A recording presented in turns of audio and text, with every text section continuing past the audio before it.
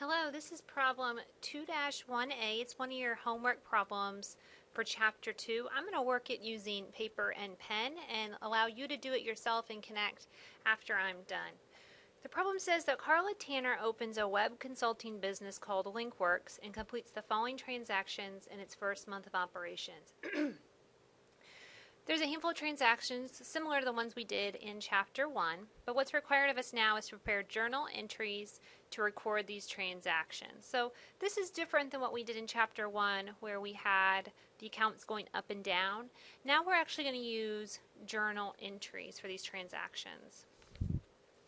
We do that using what we call a general journal. So hopefully by now you're pretty familiar with how the transactions affect accounts, whether they go up and down. We're not going to use subtraction, addition to show accounts going up and down anymore. Instead, we're going to show accounts going up and down by placing them in this journal. It looks kind of like a table, and showing them in either the debit or credit column to show them going up or down. First thing I want to point out is the debits and credits. The only thing those things mean are left and right. That's all those mean. So don't get hung up on debit cards and credit cards and how that plays out in this general journal. It's irrelevant. Just remember that debit means left and credit means right. Alright, so how are we going to spatially show that accounts go up and down by putting them in these two columns?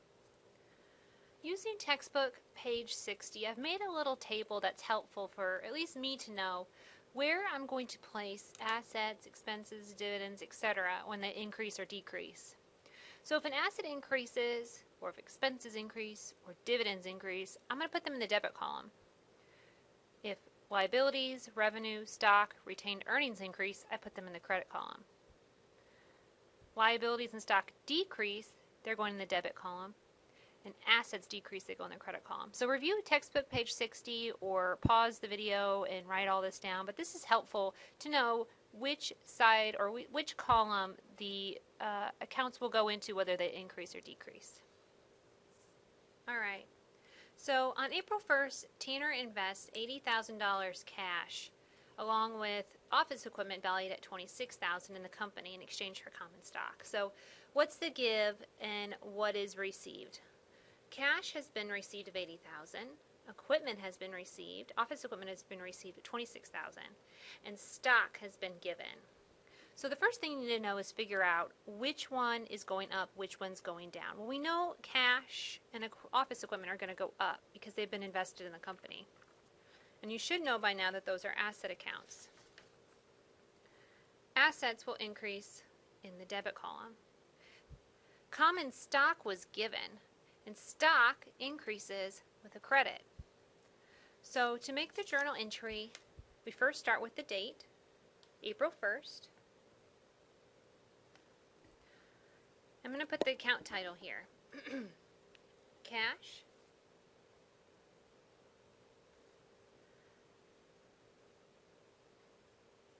And office equipment.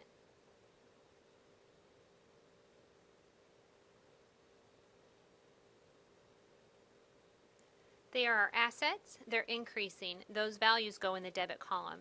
Notice I put the debits first.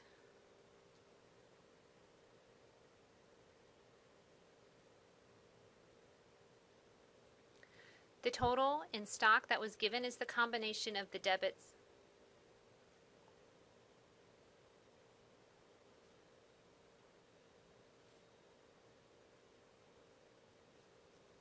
For the credits, I indented it on the line for the credit, and I put the total in the credit line, or the credit column here.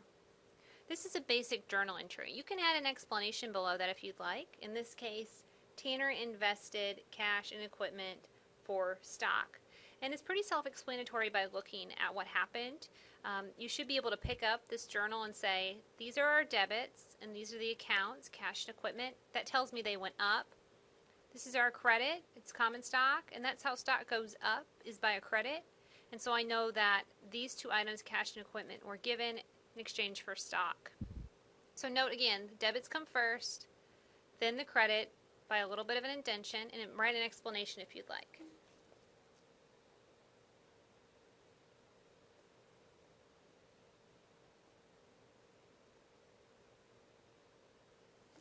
And this is Tanner's initial investment in the company. That's just the little explanation there. I skipped over the PR. I'll come back to that in a second. Another thing I want to point out is that the normal side for an account is also the side it increases. So if I go back to that table again, the normal side is the side these accounts increase. So assets, expenses, dividends have a normal debit, and liabilities, revenue, stock, and retained earnings have a normal credit. The normal means the side they increase on.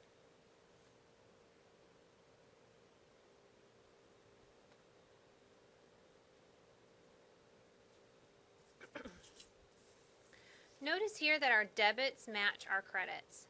The total debits for this transaction of $106,000 match the credits. Let's go to the next one.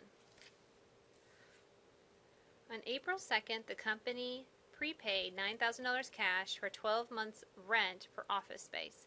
And there's a little hint here, the debit the prepaid rent for $9,000. And that's because prepaid rent is an asset. It's a resource the business gets to use into the future. So unlike rent expense, prepaid rent is an asset.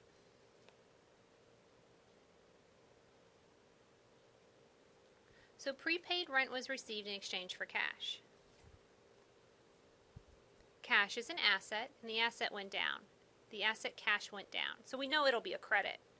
But we want to put the debit first. What's our debit? Well, prepaid rent went up, and it's an asset. So we know that will be the debit.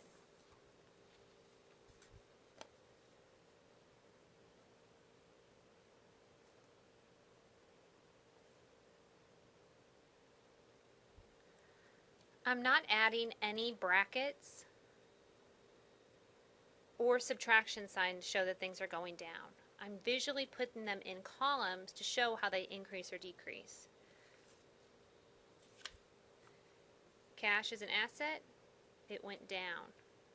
Prepaid rent is an asset, it went up. So that's why it's our debit. And I'm going to skip the explanation. Let's go to the next one. The company made credit purchases of $8,000 in office equipment and $3,600 in office supplies. The payment's due in 10 days. That should signal to you that it will be payable later.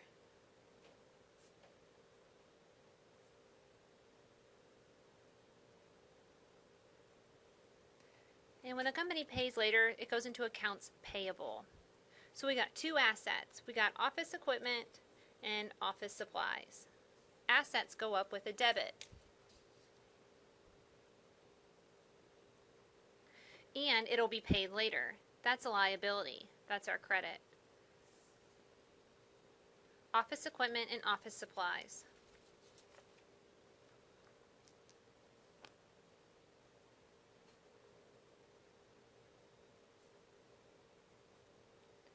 We know we got equipment of $8,000 and supplies of $3,600. Together, that is the amount that we pay later, accounts payable. Make an indentation and put the credit.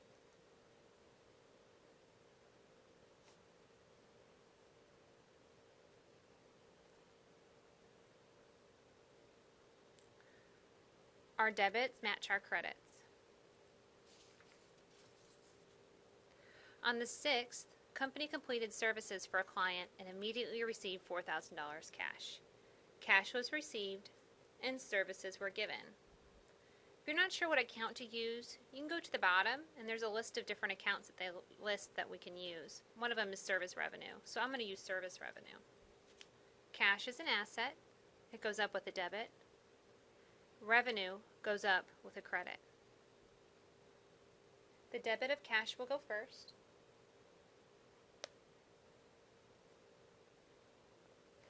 And then service will be a credit. So I'm going to indent a little bit and do service revenue.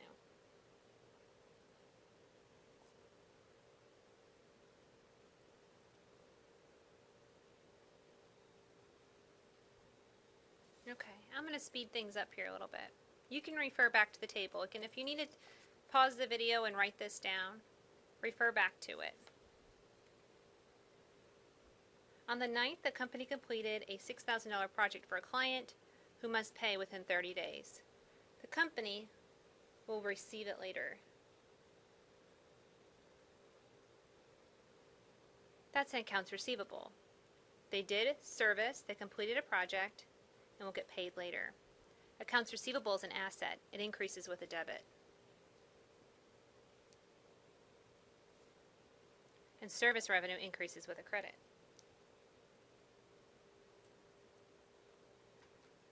This is all called journalizing. Okay, the 13th, the company paid $11,600 cash to settle what happened on the 3rd. So if we go back to the 3rd, we see that there was some equipment and supplies that were purchased and will be paid later. We can go back to our journal and see that. Equipment and supplies were purchased to be paid later. And now, on the 13th, we're actually paying it. The company paid cash. Cash goes down with a credit. Accounts payable goes down with a debit. It's going to be the reverse of what we did on April 3rd because we want to pay it off.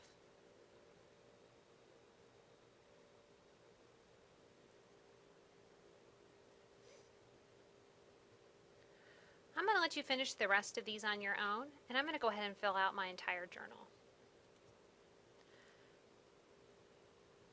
Okay, now I've completely filled out all the transactions from the problem in my general journal.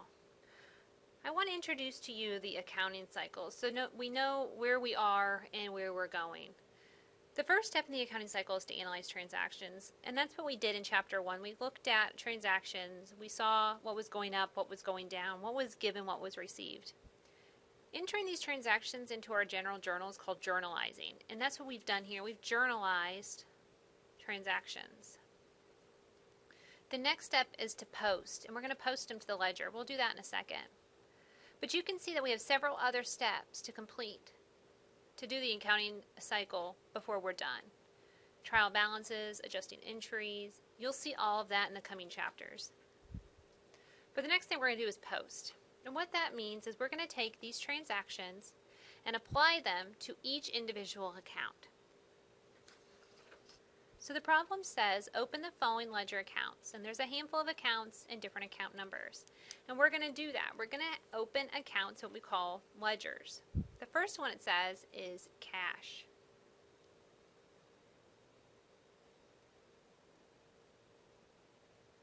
And notice it gives you an account number, and this one is cash 101.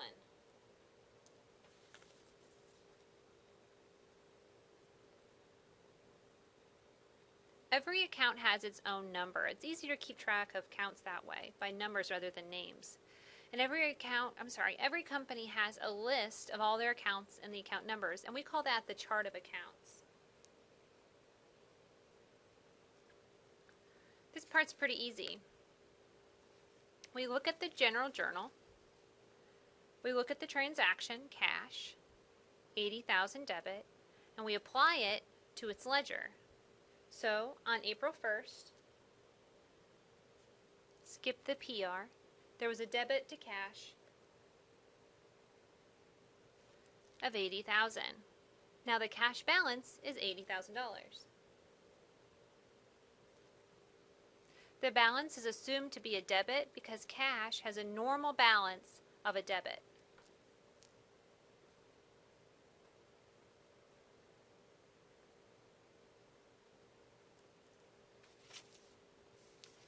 And remember, normal means the side of the increase. So for cash, it's a debit.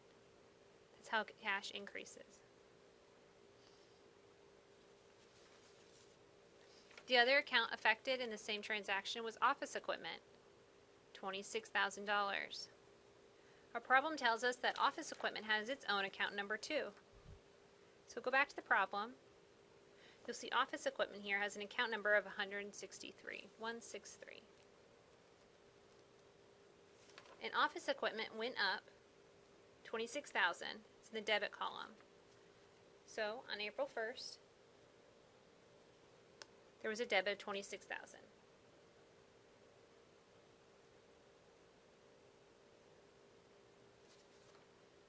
The next account is common stock.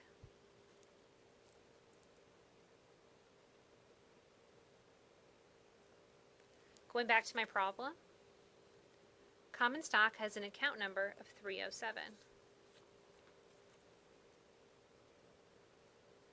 And common stock went up with a credit, $106,000.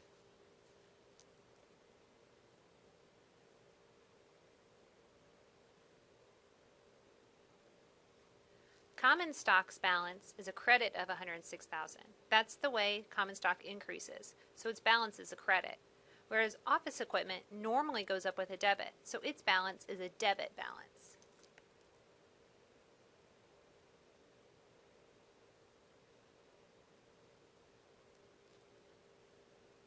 Let's go back to that PR. The PR means post reference. So once we've actually posted from the General Journal, we can put a page number from what General Journal page we are working on. We only had one page for a General Journal. I gave it a page number of G1. So post reference, I can put G1.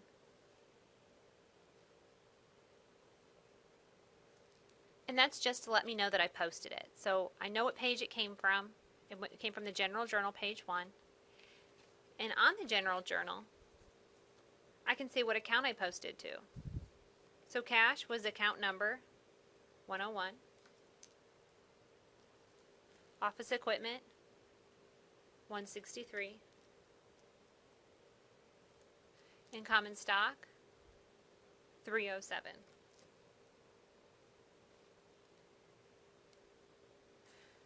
So we journalized and then we posted. And you can do that for all of the accounts for each transaction.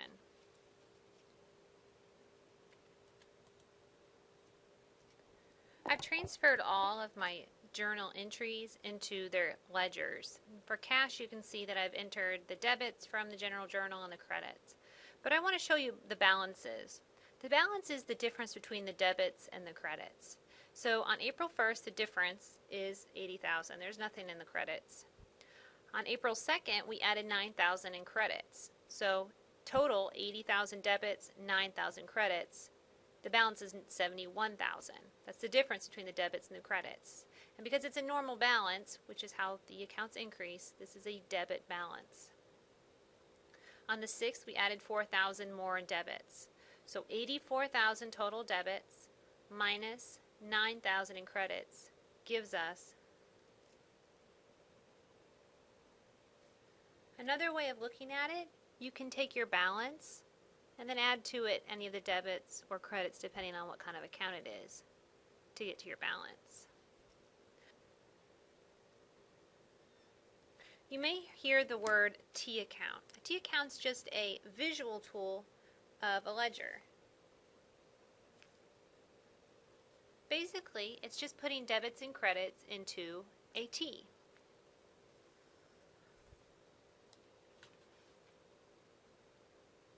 In other words, an easy way to keep track of the cash is to draw a big T, add the debits, the credits,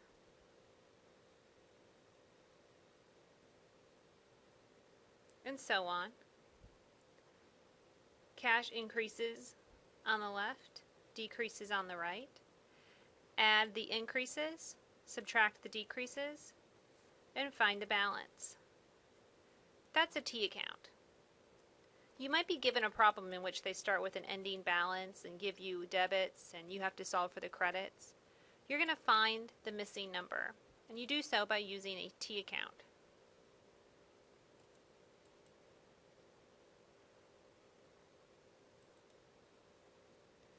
The last thing we're requested to do is to prepare a trial balance. And a trial balance is just a listing of all the accounts and their balances. So our trial balance is for LinkWorks.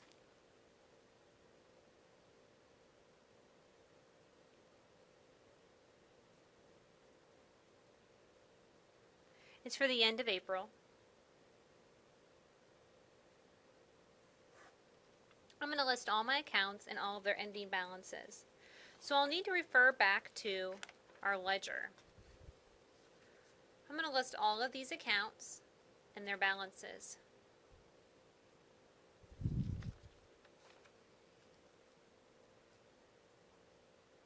I'm going to separate their balances into the debit and credit column. Again, this is the normal side. This is the side that the accounts increase on.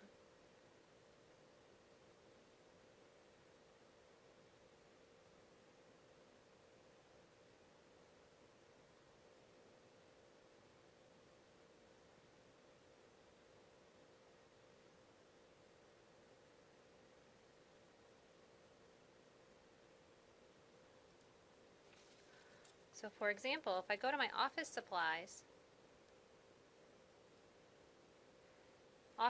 is an asset. It increases with a debit. The total debits through the end of April are $4,200. That's a debit balance of office supplies of $4,200.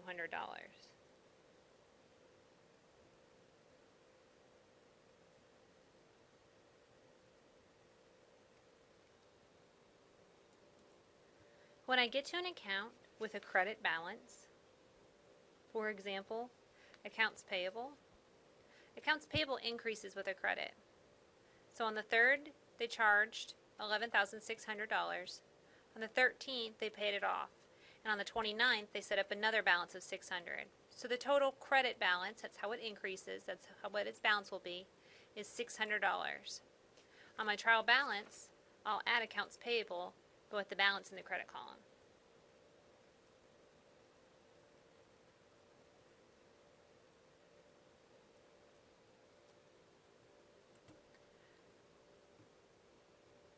To finalize my trial balance, after I've listed all my accounts, I'll total all of the debits and input a total balance. Then I will total all my credits.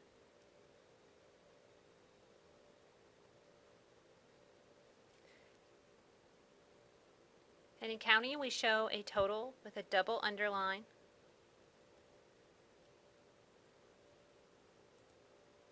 And that shows that our debits still match our credits. The trial balance's only purpose is to make sure our debits match our credits. That's the only thing we're doing here. Debits match credits, and they do. So we did everything right here in our trial balance.